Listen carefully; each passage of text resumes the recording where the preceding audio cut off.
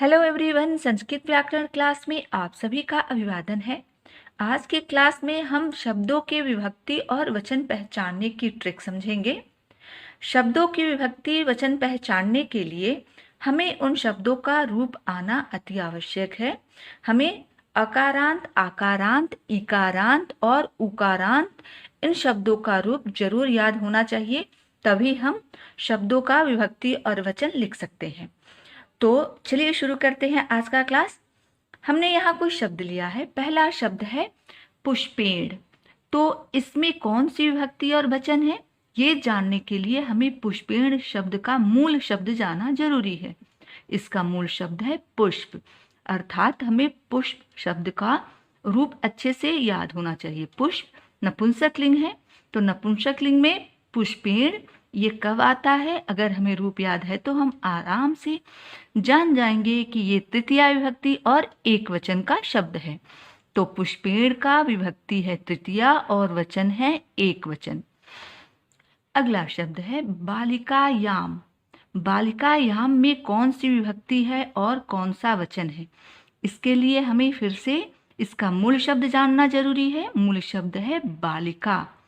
तो बालिका अर्थात आकारांत। तो आकारांत का भी हमें रूप याद होना चाहिए। आकारांत में कोई भी एक शब्द याद हो तो हम सारे आकारांत शब्दों का रूप लिख सकते हैं।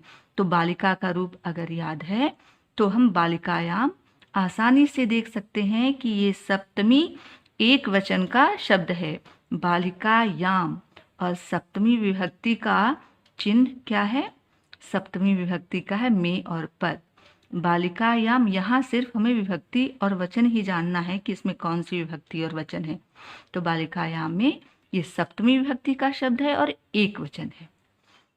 अगला शब्द है नरस्य। नरस्य, फिर से हम इसे देखेंगे कि इसका मूल शब्द क्या है।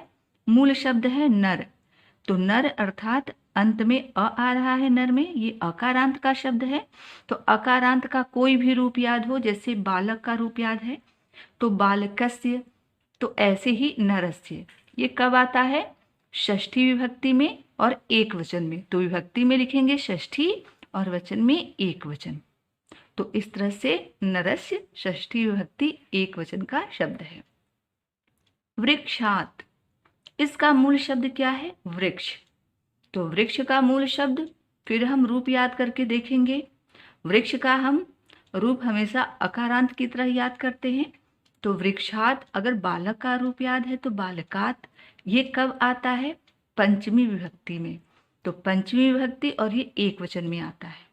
तो फिर से एक बार समझते हैं कि किसी भी शब्द का विभक्ति और वचन समझने के लिए हमें मूल शब्द देखना है कि ये अकारांत, आकारांत, इकारांत, उकारांत या किसका ये शब्द है। और फिर कोई भी एक रूप याद हो तो उसी से संबंधित उसका रूप भी हम आराम से लिख सकते हैं और विभक्ति वचन के साथ। अगला शब्द है बालकेषु। बालकेषु, इसका मूल शब्द है बालक। तो बालक का रूप कैसे चलेगा? ऐसे करके हम देख सकते हैं कि बालकेषु सप्तमी विभक्ति और बहुवचन में आता है। तो बालकेषु का विभक्ति है सप्तमी और वचन है बहुवचन। अगला शब्द है नराणाम। नराणाम शब्द में ये इसका सबसे पहले हमें देखना है मूल शब्द नर। तो नर शब्द का रूप बालक की तरह चलेगा, क्योंकि नर में भी अंत में अ आता है, अकारांत। तो नराणाम, बालका नाम, तो ये हुआ षष्ठी विभक्ति और बहुवचन।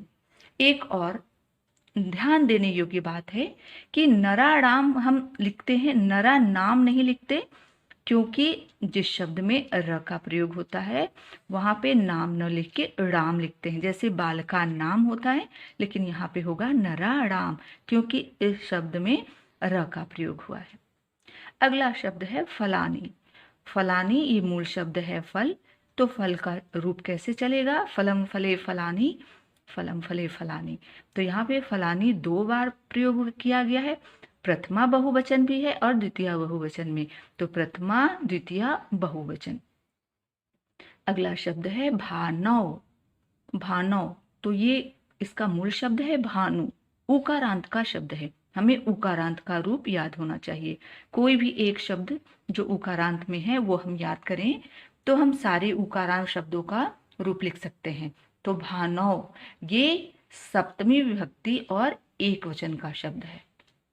अगला शब्द है मुनि भी। मुनि भी ये मूल शब्द है मुनि, तो मुनि का रूप ईकारांत में हमें याद है, तो आराम से हम देख पाएंगे कि मुनि भी तृतीया विभक्ति और बहुवचन में आता है। तो मुनि भी में है तृतीया विभक्ति बहुवचन।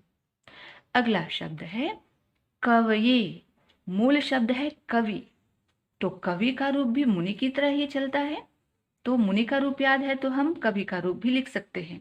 तो कवये ये कब आता है, रूप को पढ़ के हम देखेंगे। चतुर्थी विभक्ति और एक वचन का शब्द है ये कवये। अगला शब्द है विद्यालये। विद्यालये इसका मूल शब्द है विद्यालय, तो विद्यालय भी विद्यालय एक नपुंसक लिंग में आता है और नपुंसक लिंग में शुरू का 2 लाइन अलग है, बाकी सब अकारांत की तरह लिखते हैं। तो ये बालक का रूप याद हो तो हम देखेंगे बालके कब आता है, वैसे ही विद्यालय बालके सप्तमी में आता है। तो विद्यालय सप्तमी विभक्ति एक वचन का शब्द है। तो इस तरह से किसी भी शब्द का हम विभक्ति और वचन बहुत ही आराम से लिख सकते हैं। तो उम्मीद करती हूँ कि आज जो कुछ भी हम पढ़े हैं आपको अच्छे से समझ में आया होगा। आगे और भी इंफॉर्मेटिव वीडियोस के लिए हमारे चैनल को लाइक कीजिए, सब्सक्राइब कीजिए और शेयर कीजिए। धन्यवाद।